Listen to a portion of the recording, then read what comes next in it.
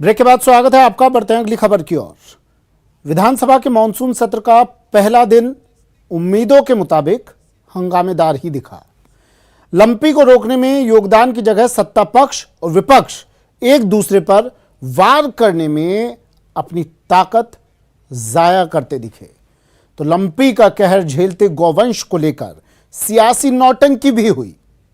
देखिए कैसे सत्र पर महामारी भारी दिखी।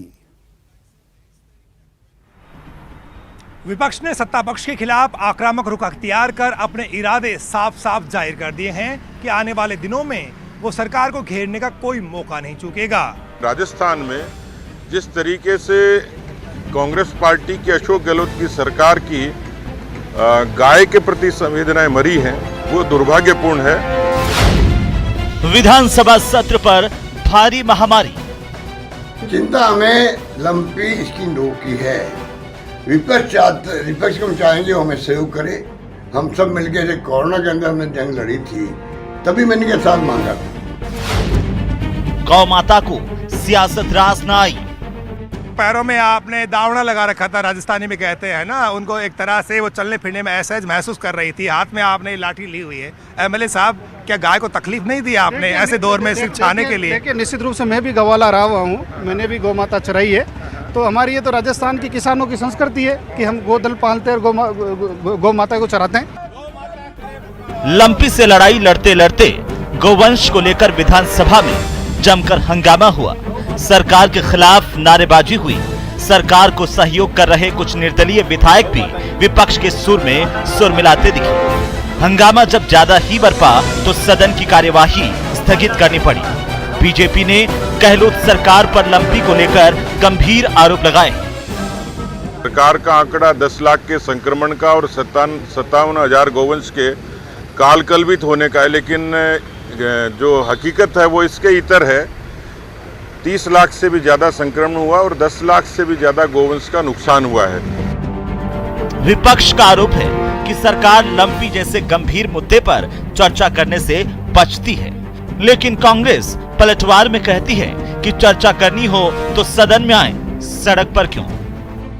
हम सरकार को मजबूर करेंगे लंपी पर चर्चा करने की और सरकार से मांग करेंगे कि वो केंद्र सरकार पर राष्ट्रीय आपदा के नाम पर पूरे मामले को शिफ्ट करने के बजाय अपने कर्तव्य को पूरा करें। ये लंपी को लेकर के अगर गोमाता की बात उठाते तो कोई समझ में आता। ये तो खुद ही तो लोकतंत्र की और संविधान की और राजस्थान की नियम और परंपराओं की धज्जियां उड़ा रहे हैं और खुद ही भाषण ठोक रहे हैं। बीजेपी लंपी को लेकर राज्य सरकार पर कोताही बरतने का आरोप लगा रही है, तो कांग्रेस राजस्थान के साथ केंद्र सरकार के सौतेले व्यवहार की बात कर रही है।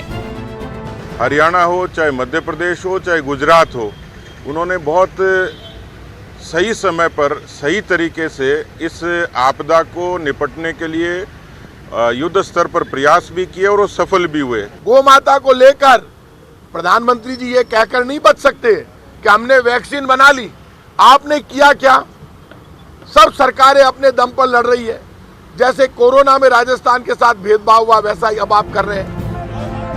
विधानसभा के पहले दिन की कार्यवाही लंपी की भेंट चढ़ गई और तय है कि आगे भी लंपी पर सियासी लड़ाई का विधानसभा के सत्र पर असर दिखेगा। बहरहाल ना तो गौ माता को और ना ही प्रदेश की जनता को इस सियासी नुराकुश्ती में कोई दिलचस्पी है। सत्ता पक्ष की भी विपक्ष के हर वार पर पलटवार करने की पूरी तैयारी है।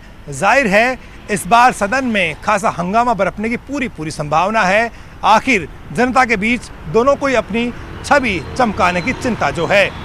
कैमरा पर्सन दिलीप चेची के साथ बाबूलाल धायल, न्यूज़ 18 जयपुर। लंपी को लेकर अजमेर में आरएलपी ने कलेक्ट्रेट पर जोरदार प्रदर्शन किया। आरएलपी कार्यकर्ताओं ने आजाद पार्क से लेकर कलेक्ट्रेट तक संक्रमित गायों के साथ पैदल मार्च निकाला और जमकर नारेबाजी की। प्रदर्शन के बाद और मुख्यमंत्री के नाम कलेक्टर को ज्ञापन भी सौंपा गया। आरएलपी कार्यकर्ताओं ने संक्रमण से निपटने में केंद्र और राज्य सरकार को विफल बताते हुए जल्द इसे महामारी घोषित करने की मांग की। साथ ही मृत गायों के पशुपालकों को मुआवजा देने की भी मांग की गई।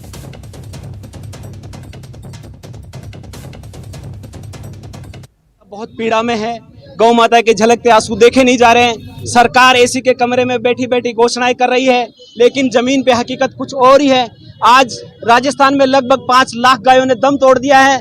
गायें सड़क पर उनकी लाशें पड़ी है, बदबू मार रही है। सरकार के नुमाइंदे वहां से निकल रहे हैं, विदेशों से चीते मंगवाए जा रहे हैं, 100 करोड़ रुपए की उनकी व्यवस्था कराई जा रही है, उनको खाने के लिए मांस मीट मंगवाए जा रहे हैं। आज हमारे दिल इस चीज के लिए रोता है कि हमें यहाँ मांस खाने वाला, भक्षण करने वाला चीता।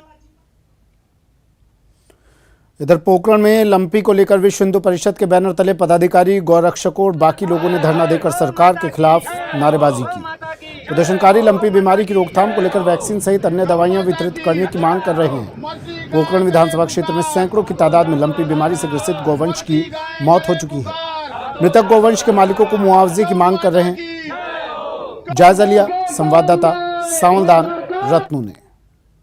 लंपी बीमारी को लेकर लगातार गोरक्षकों में आक्रोश और आम लोग भी काफी परेशान नजर आ रहे हैं। आज पोखरण एसडीएम कार्यालय के आगे वीएचपी विश्व हिंदू परिषद के बैनर तले जो गोरक्षक है वो सरकार को घेरने की कोशिश करे, सरकार पर प्रहार करे। विश्व हिंदू परिषद पोखरण ये मांग करता है कि पिछले 4 महीने से गायों की जो दुर्दशा हो रही है, इसके लिए राज्य सरकार क्या कर रही है।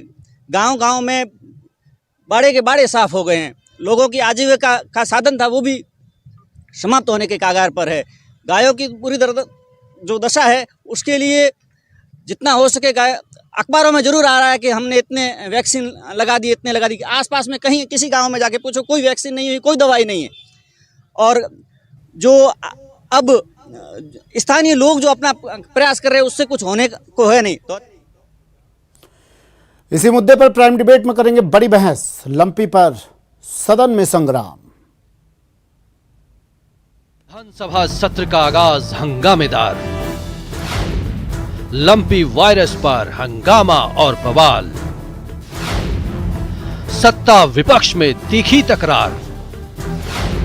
गौमाता पर सदन में संग्राम। देखिए प्राइम डिबेट में रात 7:56 पर।